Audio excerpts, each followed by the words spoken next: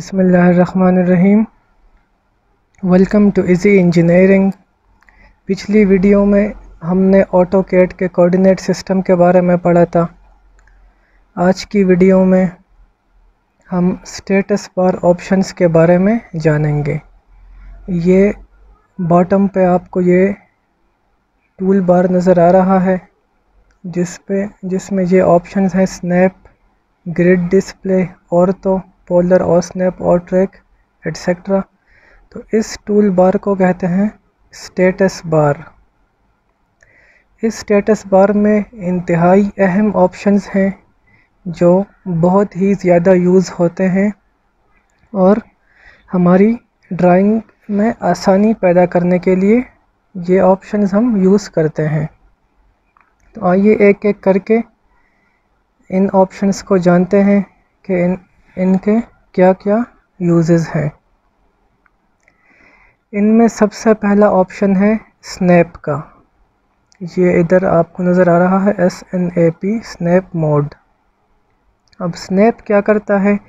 ये हमारे cross hair की मूवमेंट को रिस्ट्रिक्ट करता है एक स्पेसिफिक यूज़र डिफाइंड इंटरवल पे। यानी फ़र्ज़ करें हम अगर इसे इंटरवल देंगे 1/1 फीट का, तो हम जब फिर क्रॉस हेयर को मूव करेंगे तो हमारा क्रॉस हेयर 1/1 फीट के इंटरवल पे जंप करेगा और मूव होगा। यानी 0.5 पे फिर हमारा क्रॉस हेयर नहीं आएगा, 1 पे आएगा, फिर 2 पे, फिर 3 पे, इसी तरह 1-1 के इंटरवल पे हॉरिजेंटली और वर्टिकली क्रॉस हेयर मूव होगा। आइए इस ऑप्शन को चेक कर लेते हैं। ये स्नैप मोड पे मैं राइट क्लिक करता हूँ, सेटिंग्स में जाता हूँ तो ये ड्राफ्टिंग सेटिंग्स की विंडो खुल गई है। अब इसमें ये स्नैप ऑन जिसका शॉर्टकट की जिसकी F9 है, F9 से भी हम इसे ऑन कर सकते हैं और यहाँ से टिक करके भी हम इस स्नैप मोड का ऑन कर सकते हैं। अब यहाँ पे ये कह रहा है कि स्नैप एक्स स्पेसिंग और स्नैप वाई स्पेसिंग, यानी आप कर्सर को कितने इंटरवल पे रिस्ट्रिक्ट करना चाहते हैं उसकी मूवमेंट को। तो फ़र्ज़ करें मैं इसको एक इंटरवल दे देता हूँ 6 इंच का, कि एक्स डायरेक्शन में हमारा क्रॉस हेयर 6 इंच पे जंप करता हुआ जाए, और इसी तरह वाई की स्पेसिंग भी मैंने 6 इंच दे दी है। अब मैं इसे ओके करता हूँ। अभी आप ये देख सकते हैं ये कर्सर 6 इंच पे जंप कर रहा है। ये आप चेक कर लें, 6 इंच 6 इंच 6 इंच। इसको वेरीफाई करने के लिए मैं एक लाइन ड्रॉ कर देता हूँ। ये लाइन ये आप ऊपर देख लें 6 इंच। फिर ये वर्टिकल साइड पे भी आप चेक कर सकते हैं, ये 6 इंच,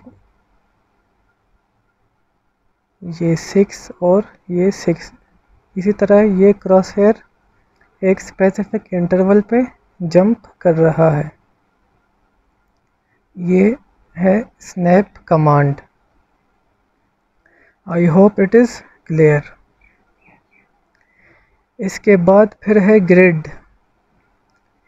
ये सेकंड ऑप्शन है ग्रिड की। हम ग्रिड क्या है? ये एक डॉटेड पैटर्न है, यानी एक मुख्तलिफ इंटरवल्स पे हमें डॉट नज़र आएंगे जब हम ग्रिड को ऑन करेंगे। इसको भी चेक कर लेते हैं। ये ग्रिड, ये सेटिंग्स में हम जाते हैं, स्नैप मोड को ऑफ कर देते हैं और ये ग्रिड को ऑन कर देते हैं जिसकी शॉर्टकट की है F7। इसको भी इंटरवल दे देते हैं। इसको मैं इंटरवल दे देता हूँ 3 इंच का, और इसको भी 3 इंच। एक्स और वाई, तो जो डॉट हमें नज़र आएंगे वो 3/3 इंच के इंटरवल पे होंगे। ये ओके। तो अभी ये आप देख सकते हैं यहाँ पे ये डॉट बन गए हैं। इसके इंटरवल को मैं ज़रा और भी कम कर देता हूँ ताकि आपको ये डॉट्स नज़र आ जाए। इसको मैं 1/1 इंच पे कर देता हूँ। ये ओके। अभी आप ये चेक कर लें, ये एक डॉट्स का पैटर्न बन गया है, एक ग्रिड बन गया है। अब इस ग्रिड को हम ज़्यादातर स्नैप मोड के साथ ही यूज़ करते हैं, यानी जो इंटरवल हम ग्रिड को देते हैं वही इंटरवल हम स्नैप को भी दे देते हैं। तो इन पॉइंट्स पे हमारा कर्सर जंप करता हुआ जाएगा। ये भी चेक कर लेते हैं, स्नैप में आते हैं और ये इंटरवल भी हम 1 इंच दे देते हैं। ये ओके। तो अभी आप ये चेक कर ले, क्रॉस हेयर इन पॉइंट्स पे जंप कर रहा है क्योंकि ग्रिड का इंटरवल और स्नैप का इंटरवल दोनों हमने सेम ही रखे हैं। ये थी ग्रिड और स्नैप की कमांड्स और उसके यूजेस। ये जब हम कोई ज्योमेट्रिक शेप बनाते हैं, एक सिमेट्रिकल शेप बनाते हैं, तो उसमें ये फिर बहुत ज़्यादा यूज़ होता है। फिर तीसरी कमांड है ऑर्थो की। अब ऑर्थो क्या करता है? ऑर्थो हमारे क्रॉस हेयर की मूवमेंट को रिस्ट्रिक्ट करता है हॉरिजेंटल और वर्टिकल डायरेक्शन में। यानी हम कोई भी लाइन ड्रॉ करेंगे तो वो या हॉरिजेंटली बनेगी या वर्टिकली, क्योंकि हमारा क्रॉस हेयर रिस्ट्रिक्ट होगा। वो या 0 एंगल पे जाएगा या 180 पे जाएगा या 90 पे या -90 या 270 पे, किसी भी और एंगल पे क्रॉस हेयर मूव नहीं होगा। इसको भी हम चेक कर लेते हैं यहाँ से। ये तीसरी कमांड है हमारी ऑर्थो की। ऑर्थो पे मैं क्लिक करता हूँ तो ये ऑर्थो एक्टिवेट हो गई है। अभी मैं लाइन कमांड के लिए L प्रेस करता हूँ और स्पेस देता हूँ। ये कह रहा है स्पेसिफाई फर्स्ट पॉइंट, मेरा यही है तो मैं यहीं पे क्लिक कर देता हूँ। अभी ये आप देख सकते हैं मैं क्रॉस हेयर को अप डाउन मूव कर रहा हूँ, लेकिन मेरी लाइन हॉरिजेंटल ही आ रही है। ये आप चेक कर सकते हैं। एंगल की डिग्री भी यहाँ पे ये आप देख लें 0 डिग्री, यानी क्रॉस हेयर की मूवमेंट रिस्ट्रिक्ट हो गई है, मेरी ड्राइंग की मूवमेंट रिस्ट्रिक्ट हो गई है। या ही मैं हॉरिजेंटल ड्राइंग बनाऊंगा, लाइन बनाऊंगा, या वर्टिकल। ये आप देख लें, ये वर्टिकल, ये हॉरिजेंटल, ये फिर वर्टिकल। इसी तरह मैं एंगुलर लाइन नहीं बना सकता, एक ऐसे एंगल पे मैं लाइन नहीं बना सकता जिसकी डिग्री 0 से ज़्यादा हो और 90 से कम हो, यानी मैं सिर्फ 0 और 90 डिग्री पे ही लाइंस बना सकता हूँ। तो ये है ortho. I hope ortho is clear. इसको ऑफ कर देते हैं। इसके बाद है पोलर।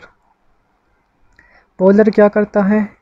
पोलर जब हम ऑन करते हैं तो हम आसानी से किसी भी एंगल पे लाइन ड्रॉ कर सकते हैं। इसको भी चेक कर लेते हैं। ये पोलर को मैंने ऑन किया तो इससे पहले मैं सिर्फ हॉरिजॉन्टल और वर्टिकल लाइन बना सकता था। अभी चेक कर लेते हैं ये लाइन और ये स्पेस। अभी आप देख लें क्रॉस हेयर जहाँ भी जाता है तो वो लाइन उधर ही बनेगी। किसी भी एंगल पे मैं जाऊंगा तो मैं लाइन ड्रॉ कर सकता हूँ। ये आप देख लें,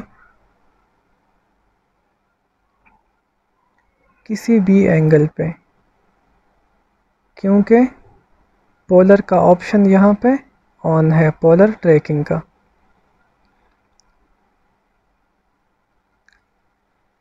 अब पोलर ट्रैकिंग में ये आप देख ले इंक्रीमेंट एंगल है 90। अब इसका क्या मतलब है कि जैसे ही क्रॉस हेयर मेरा 0 पे होगा या फिर 90 पे आएगा तो ख़ुद ब खुद 90 पे वो जंप कर जाएगा। ये भी देख लेते हैं। ये लाइन स्पेस ये आप देख लें, यहाँ पे ये 0 पे जंप हो रहा है। अभी 90 पे मैं आऊँगा तो क्रॉस हेयर ख़ुद ब खुद 90 पे, ये आप देख लें 90 पे ख़ुद ब खुद क्रॉस हेयर जंप कर गया है क्योंकि वहाँ पे इंक्रीमेंटल एंगल 90 था। अब यहाँ पे देख लें मैं 45 पे अगर आता हूँ तो वो क्रॉस हेयर मेरा उधर जंप नहीं कर रहा, या 30 डिग्री पे या 45 पे, सिवाय 90 के। 90 के जैसे ही मैं करीब आता हूँ क्रॉस हेयर तो ये आप देख ले ख़ुद ब खुद 90 पे क्रॉस हेयर जंप कर गया है। इसी तरह हम अगर पोलर की सेटिंग्स में इस एंगल को 45 कर देते हैं, इंक्रीमेंटल एंगल को, और ओके करते हैं तो फिर हमारा क्रॉस हेयर 0 पे होगा, 45 पे जाएगा तो जंप कर जाएगा। फिर इसी तरह 45 के इंक्रीमेंट पे, यानी 45 + 45 90 पे जाएगा तो जंप कर जाएगा, फिर 90 + 45 पे जाएगा तो फिर जंप कर जाएगा। ये आप देख लें। अभी ये 45 के जैसे ही मैं करीब आऊँगा तो क्रॉस हेयर वहाँ पे, ये आप देख लें ख़ुद ब खुद 45 पे जंप कर गया है। इसी तरह 90 पे आऊँगा तो ये क्रॉस हेयर मेरा जंप कर गया है। इसी तरह ये 135 पे, यानी 90 + 45 पे, तो इसी तरह 45 के इंक्रीमेंट पे मैं जाऊँगा तो क्रॉस हेयर वहाँ पे ख़ुद ब खुद लोकेट हो जाएगा, जंप कर जाएगा। पोलर को भी इसी तरह ऑन रखते हैं क्योंकि ज़्यादातर हम जब ड्राइंग बनाते हैं तो हम ये चाहते हैं कि हम फ्री हों किसी भी एंगल पे लाइन ड्रॉ करने के लिए। इसके बाद फिर कमांड है ओ स्नैप की।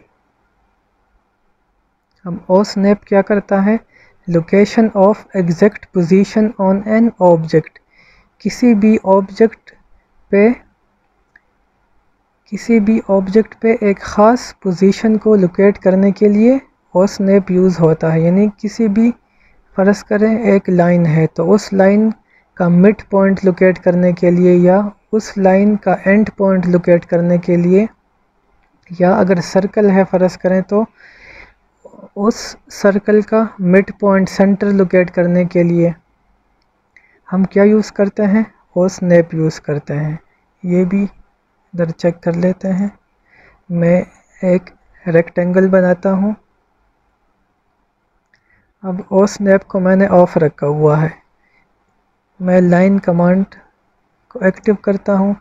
अब ये आप चेक कर लें, मैं इधर इस एंड पॉइंट पे आ रहा हूँ लेकिन ये मुझे शो नहीं हो रहा कि एग्जैक्ट एंड पॉइंट इसका कौन सा है। या मैं अगर इस रेक्टेंगल के मिड पॉइंट पे इधर आ रहा हूँ तो मुझे शो नहीं हो रहा कि इसका मिड पॉइंट कौन सा है। अभी हम क्या करते हैं, ओ स्नैप पे राइट क्लिक करते हैं, इसकी सेटिंग्स में आ जाते हैं। ये ऑब्जेक्ट स्नैप ऑन, ये F3 से भी हम इसे ऑन कर सकते हैं और यहाँ क्लिक करके भी ऑन कर सकते हैं, तो इसको हम ऑन कर देते हैं। तो अभी जो हमारी रिक्वायरमेंट है तो उन ऑप्शंस को यहाँ पे हम टिक कर देते हैं। यानी अगर मैं चाहता हूँ कि मुझे हर ऑब्जेक्ट का एंड पॉइंट शो हो तो मैं इधर एंड पॉइंट को टिक कर देता हूँ, मिड पॉइंट शो हो तो मिड पॉइंट को टिक कर देता हूँ। इसी तरह सेंटर है, नोड है, quadrant, intersection, extension, parallel objects या लाइन ड्रा करने के लिए हम इस ऑप्शन को टिक करेंगे। इसी तरह नियरेस्ट पॉइंट को लोकेट करने के लिए टेंजेंट को, परपेंडिकुलर को, इंसर्शन, हम इन सब को ही ऑन करके ओके कर देते हैं। तो अभी आप देखें, जैसे ही मैं इसके कॉर्नर पे जाऊंगा तो ये एंड पॉइंट मुझे शो हो रहा है। एंड पॉइंट ये आप देख सकते हैं, नज़र भी आ रहा है लिखा हुआ कमांड प्रॉम्प्ट में। इसी तरह यहाँ पे मिड पे आऊँगा तो ये आप देख लें, ये ट्रायंगल बन गया है ख़ुद ब खुद इसके मिड पे, तो ये मिड पॉइंट शो हो रहा है।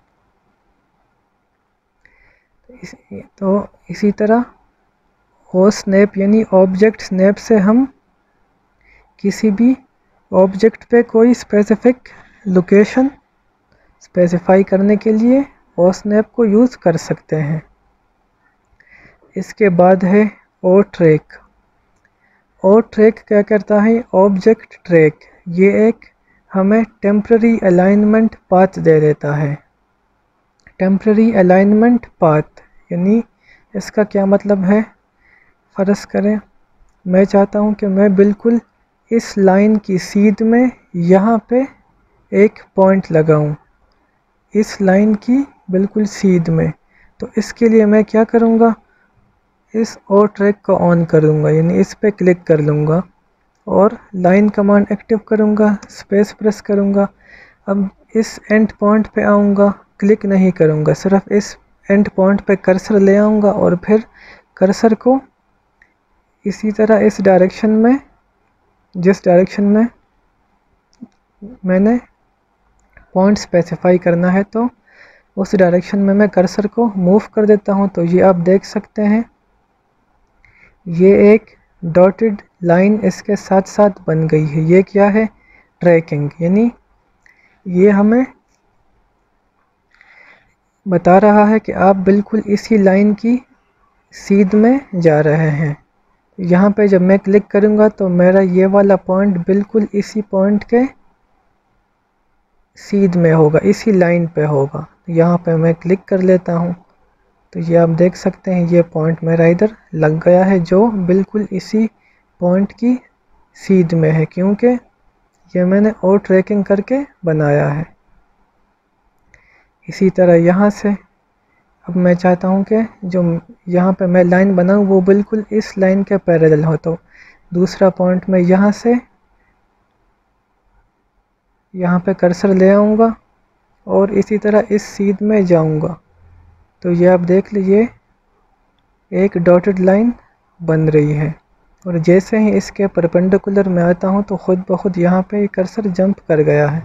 यहाँ पे मैं क्लिक कर देता हूँ और ये एस्केप। तो ये आप देख सकते हैं, मैंने ऑब्जेक्ट ट्रैकिंग की मदद से एक लाइन बनाई है जो बिल्कुल इस लाइन के पैरेलल है। ये था ओ ट्रैक और उसका use. I hope it is also clear. इसके बाद अगली कमांड है हमारी डायनामिक की। अब डायनामिक इनपुट क्या करता है? ये हमें कमांड प्रॉम्प्ट को हाइड या शो करवाता है। अब कमांड प्रॉम्प्ट क्या है? कोई भी अगर कमांड मैं एक्टिव करता हूँ तो उसकी इंफॉर्मेशन इस कर्सर के साथ एक छोटे से बॉक्स में नज़र आ जाती है। जैसे ही फ़र्ज़ करें मैं लाइन की कमांड एक्टिव करता हूँ L और स्पेस, तो ये आप देख सकते हैं कर्सर के साथ एक छोटा सा कमांड प्रॉम्प्ट आ गया है जिसमें लिखा हुआ है स्पेसिफाई फर्स्ट पॉइंट। तो इस कमांड प्रॉम्प्ट को हाइड और शो करवाने के लिए ये डायनामिक इनपुट यूज़ होता है। अब इस पर मैं क्लिक करता हूँ, इसे ऑफ़ कर देता हूँ डायनामिक इनपुट को। इस पर मैंने क्लिक किया, डायनामिक इनपुट ऑफ़ हो गया है। अभी आप देख सकते हैं कर्सर के साथ कोई भी कमांड प्रॉम्प्ट, कोई भी इन्फो लिखी हुई नज़र नहीं आ रही। अब जैसे ही इसको मैं क्लिक करके ऑन करता हूँ डायनामिक इनपुट को, तो ये आप देख सकते हैं कर्सर के साथ कमांड प्रॉम्प्ट आ गया है स्पेसिफाई फर्स्ट पॉइंट, जिस पे लिखा हुआ है। I hope dynamic input is clear. अगली कमांड है हमारी LWT। ये LWT ये हमें क्या करता है? लाइन वेट को शो या हाइड करने का ऑप्शन देता है। लाइन वेट यानी लाइन की थिकनेस को। फॉर एग्ज़ाम्पल ये इस पे मैं राइट क्लिक कर देता हूँ, सेटिंग्स में जाता हूँ, यहाँ से ये लाइन वेट मैं इसकी चेंज कर देता हूँ ताकि वहाँ पे हमें फिर नज़र आ जाए ऑन और ऑफ़ होती हुई। ये मैं 1.2 mm पे रख लेता हूँ और इसको ओके करता हूँ। तो अब इस लेयर में जो भी थिकनेस होगी लाइंस की वो हम अगर इस लाइन वेट पे क्लिक करेंगे तो यहाँ पे वो शो हो जाएगी, क्योंकि अभी ये लाइन वेट का ऑप्शन ऑफ है तो यहाँ पे हमें वो थिकनेस अभी नज़र नहीं आ रही। जैसे ही इस पे मैं क्लिक करता हूँ तो ये आप देख सकते हैं वो थिकनेस जो मैंने 1.2 mm की दी हुई थी वो यहाँ पे शो हो गई है। इसको मैं ऑफ़ कर देता हूँ तो ये फिर अपनी ओरिजिनल फॉर्म में चला गया है। ये था लाइन वेट का ऑप्शन। इसके बाद का ऑप्शन है फिर मॉडल का। ये लास्ट ऑप्शन है मॉडल। मॉडल क्या करता है, ये मॉडल और पेपर को टॉगल करने के लिए यूज़ होता है। यानी इस पे मैं क्लिक करूँगा तो मैं पेपर मोड में चला जाऊँगा, फिर दोबारा इस पे क्लिक करूँगा तो फिर मॉडल में आ जाऊँगा। यानी अभी तो मैं ये मॉडल के अंदर काम कर रहा हूँ। इस पे मैं क्लिक कर देता हूँ तो मैं पेपर मोड में चला जाऊँगा। ये जैसे ही मैं इस पे क्लिक करता हूँ तो ये आप देख सकते हैं ये मैं पेपर मोड में चला गया हूँ। अभी यहाँ पे मैं जो भी चेंजिंग करूँगा वो मेरे मॉडल में नज़र नहीं आएगा, क्योंकि ये पेपर मोड में है। इस पे दोबारा क्लिक करता हूँ तो अभी ये आप देख सकते हैं पेपर अपनी जगह पे है और मॉडल में अभी मैं चेंजेस कर सकता हूँ। इसी तरह ये पेपर मोड और ये मॉडल, इन दोनों के दरमियान में टॉगल करने के लिए हम इस ऑप्शन को यूज़ करते हैं। आई होप के ये सारे कमांड्स क्लियर हैं। किसी को कोई भी मसला है तो आप कमेंट्स में पूछ सकते हैं। मज़ीद इसी तरह की अच्छी वीडियोस के लिए सब्सक्राइब करें इजी इंजीनियरिंग को।